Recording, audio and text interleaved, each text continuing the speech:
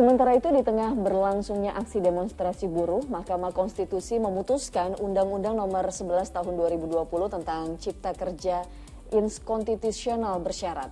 MK memerintahkan DPR dan juga pemerintah untuk memperbaiki Undang-Undang Cipta Kerja dalam jangka waktu 2 tahun ke depan agar tidak inkonstitusional permanen.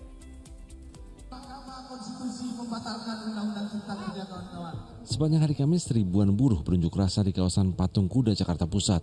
Mereka menolak penetapan upah minimum 2022 yang kenaikannya hanya 1,09%, jauh dari tuntutan mereka, yakni 10%. Keputusan yang tertuang dalam Peraturan Pemerintah Nomor 36 Tahun 2021 tentang pengupahan ini dinilai tidak berpihak pada kesejahteraan buruh.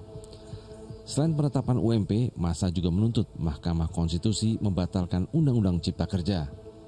Di tengah berlangsungnya aksi demonstrasi, Mahkamah Konstitusi dalam sidang gugatan uji formil memutuskan Undang-Undang Nomor 11 Tahun 2020 tentang Cipta Kerja inkonstitusional bersyarat. Dalam amar putusannya, Ketua MK Anwar Usman memerintahkan perbaikan dalam jangka waktu 2 tahun.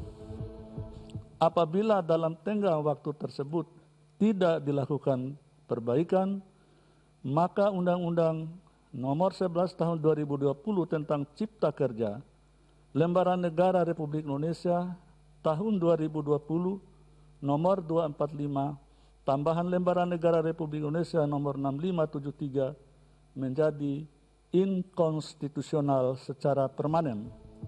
Sementara itu, menanggapi putusan ini, pemerintah menyatakan Undang-Undang Cipta Kerja masih tetap berlaku secara konstitusional sampai dengan dilakukannya perbaikan. Menko Perekonomian Airlangga Hartarto juga menegaskan bahwa pemerintah tidak akan menerbitkan peraturan baru yang bersifat strategis dalam rentang waktu 2 tahun. Putusan MK telah menyatakan bahwa Undang-Undang Cipta Kerja masih tetap berlaku secara konstitusional sampai dengan dilakukan perbaikan pembentukannya sesuai dengan tenggang waktu yang ditetapkan oleh MK, yaitu harus dilakukan perbaikan paling lama 2 tahun sejak putusan dibacakan. Selanjutnya, pemerintah akan segera menindaklanjuti putusan MK dengan menyiapkan perbaikan atas Undang-Undang Cipta Kerja selama tenggat waktu yang telah ditentukan. Tim Liputan Indosiar melaporkan dari Jakarta.